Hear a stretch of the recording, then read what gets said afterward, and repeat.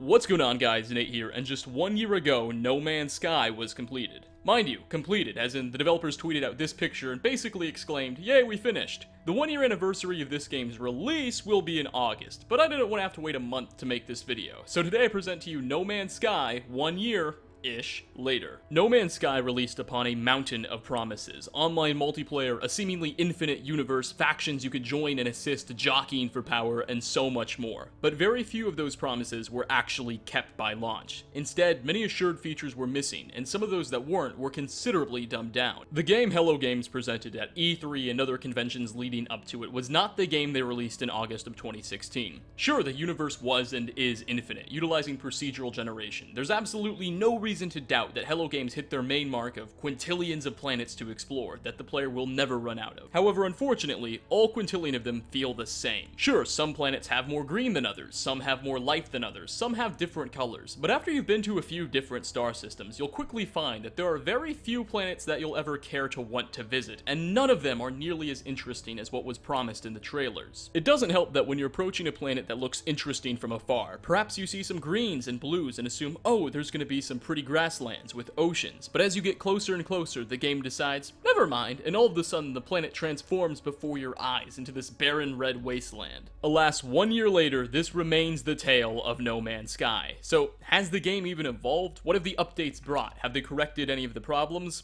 Well, I'm pleased to report yes. In March, they released the Pathfinder update, a major update that introduced ship classes, the ability to purchase multiple ships, a feature that was promised before launch, base building, which is a major mechanic we'll touch upon shortly, land vehicles so you can traverse planets easier, a new creative mode and a permadeath mode, and a lot more. And while this update obviously failed to address everything and still left a lot to be desired, it was a clear statement by developer Hello Games that they were not done with No Man's Sky. They made their metaphorical ship poorly, but at the very least, they were going to try and fix it and not allow it to sink. I even made a video largely commending them for their efforts in March. However, since that last Pathfinder update, very little has actually changed. There's still barely any of a real game to No Man's Sky. All you do is go to planets, look around for a bit, maybe soak in the atmosphere, and then leave to do it all over again in some other planet. Resource gathering and crafting is all still one giant catch-22. You go to planets to gather resources, which you then use to improve the efficiency of the tools that gather resources and then help you get to different planets. This loop is one of No Man's Sky's biggest and most fundamental flaws. Base building introduced in the Pathfinder update was a step in the right direction, as building a base provided some goal to work towards for me in the short term, but all bases really serve to do is act as a place to keep the resources that won't fit in your inventory. The problem here is that the resources you store in your base hold no real value because they're all so abundant. Sure, there are a few elements that are a bit hard to get and you won't want to lose, but you never have to worry about that because on the off chance that something does kill you, you respawn at a nearby ship and a marker is provided to direct you back to your body. So you'll always get your things back. There's no risk attached, sort of defeating the purpose of a base. Additionally, there's no point in building a large spectacular one either because you never need to worry about losing what's inside of it. You can simply place down a small box and rest in the full confidence knowing that nothing will ever bother what's inside of it. Unlike in other games like Ark or Rust, when another player or NPC can break into your home and steal what's inside, encouraging the player to keep building defenses and additional structures to keep their resources and gear safe. No Man's Sky lacks that incentive. There's little value to put in your base and no reason to put any effort into building it. While I believe that the introduction of base building was a step in the right direction, it still doesn't provide enough incentive or motivation to keep most players' attention, and something that does is desperately needed in this game. The center of the galaxy was supposed to provide something like that. No Man's Sky waves the concept of reaching it over your head just to try and give you something to work towards, and I'm sure the concept sounded well on paper. Jump from diverse, exciting, unique solar system to the next diverse, unique, exciting solar system as you slowly hop your way towards the galactic center. Except there's nothing to do in these solar systems and on these planets other than gather resources, and as touched upon, once you visit a few planets, they all start to feel eerily the same. I'm sure many of you already know what happens when you finally reach your galaxy center. The game plays some music and then just spawns you in another random galaxy to repeat the same process all over again. No special weapon or unique item for your efforts, just another quick bite of that same damn humming music, which,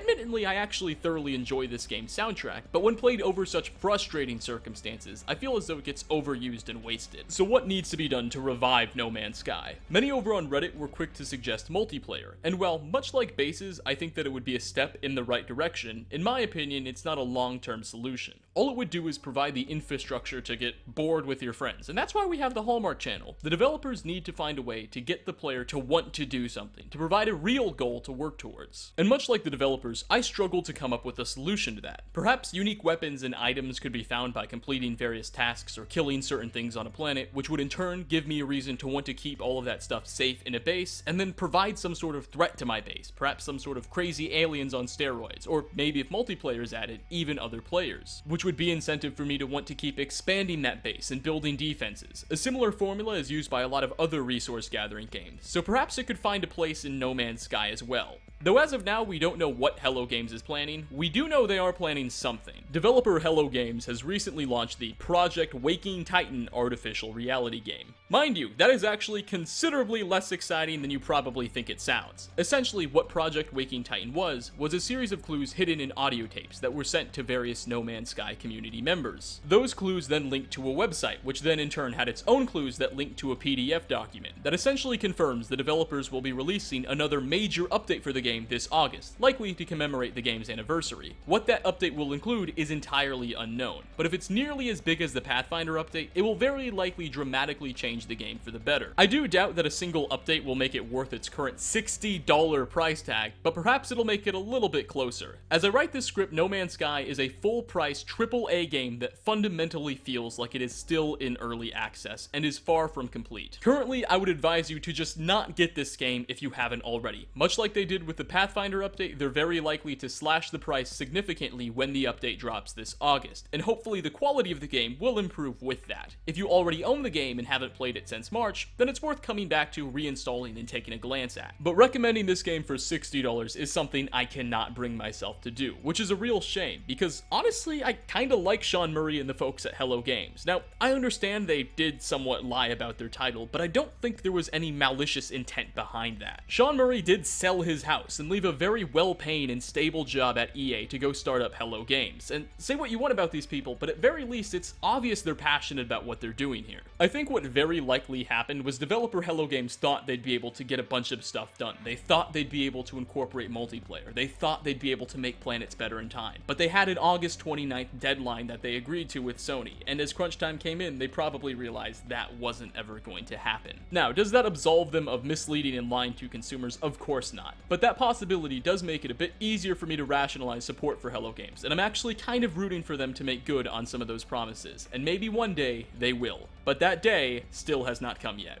Thanks for watching, everybody. If you enjoyed the video, a like rating is always very much appreciated, and leave a comment down below with your thoughts if you've been playing with No Man's Sky. How do you feel about its development? What do you think could be done to actually make this game worth the money, maybe one day in the future? Again, I hope you all enjoyed, and I hope to see you all in my next video. Peace out, everybody.